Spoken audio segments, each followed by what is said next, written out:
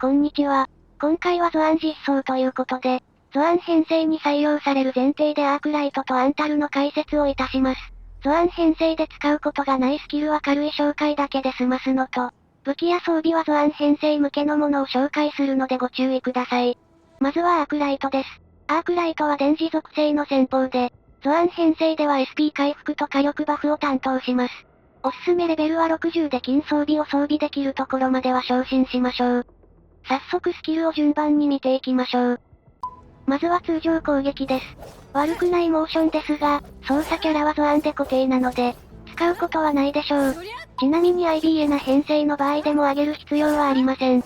続いて戦技です。アークライトの戦技は敵に2回の攻撃を放ち物理ダメージを与えます。感電状態の敵に使用した場合には、追加の攻撃を1回行い SP を回復して、対象の感電を消費します。優秀な戦技ではあるのですが、ゾアン編成では、感電はゾアン自身で消費するのでこの戦技を使うことはないでしょう。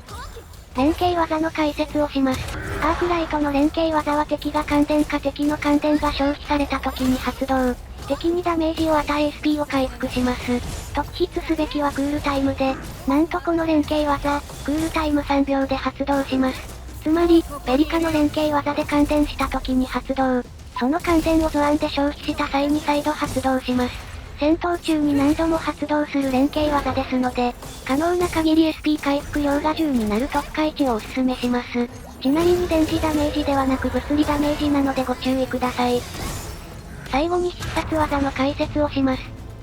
アークライトの必殺技は敵に電磁ダメージを与え、電磁付着を付与します。その後、電光を爆発させ範囲内の敵に電磁付着がついている場合は、電磁付着を消費して感電を付与します。自力で感電を付与できるとても強力な必殺技だと思いますが、一つだけ注意点があります。今ロダンの電磁付着は2個ついているのですが、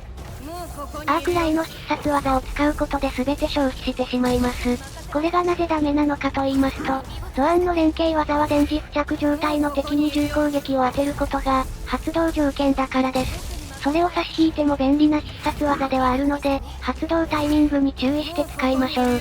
おすすめ武器を紹介します。おすすめ武器1つ目はテルミットカッターです。先ほど解説した通り、アークライトは高頻度で連携技を打つことができるので、常にテルミットカッターのバフ効果を最大まで発動できます。すでに強化済みの人も多いと思うので、ゾアン編成を使う場合はぜひ持たせてあげましょう。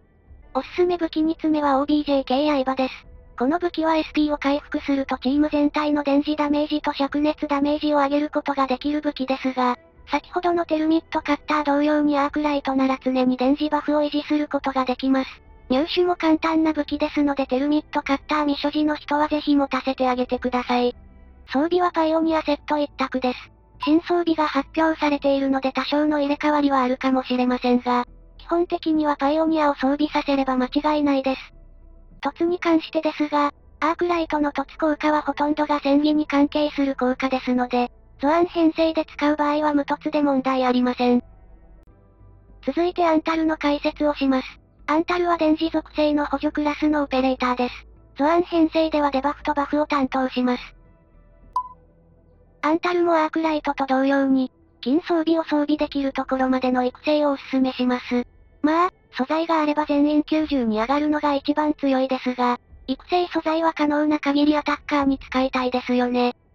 アンタルの戦技を解説します。アンタルの戦技は敵1体をフォーカスし、フォーカスされた敵は電磁脆弱状態と灼熱脆弱状態になります。フォーカスの持続時間は驚異の60秒。ゾアンは瞬間的にダメージを出すアタッカーではなく、必殺技で強化して継続的にダメージを与えるタイプのアタッカーなので、持続時間が長いこの戦技の効果はゾアンと非常に相性がいいと言えます。ボス以外に微妙な戦技ではありますが、凸効果でフォーカス中の敵が倒された場合 SP が少量変換されるので、ボス以外で使えないわけではないです。ちなみに貫突効果で、同じ敵を20秒間フォーカスすると脆弱効果が 4% 上がるので必ず貫突させて使いましょう。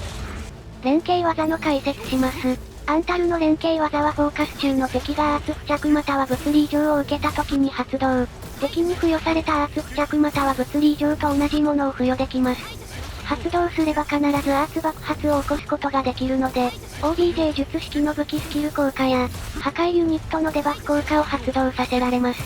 ちなみに特化3でクールタイムが1秒縮む以外は、スキルレベルを上げるメリットはほぼないので注意しましょう。最後にアンタルの必殺技を解説します。アンタルの必殺技は12秒間、電磁増幅と灼熱増幅をパーティーに付与します。シンプルながら非常に強力な必殺技で、1突することで増幅効果がさらに 1.1 倍増加します。この必殺技を見るたびに、トースターに話しかける某オペレーターの強さを実感します。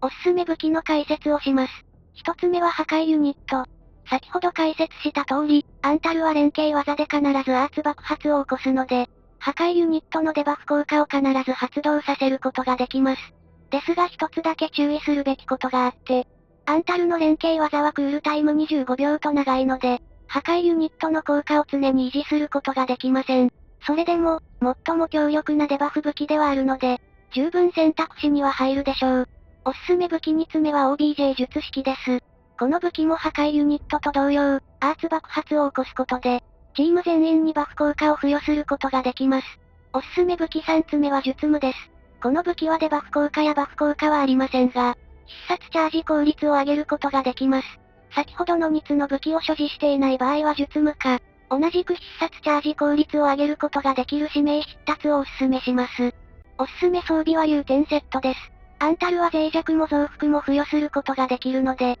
ルテンの効果を簡単に発動させることができます。必殺チャージを大きく盛れるのも相性がいいと言えるでしょう。いかがでしたか？ゾアンから電磁属性に触れる人も多いと思うので、ぜひ参考にしていただけると嬉しいです。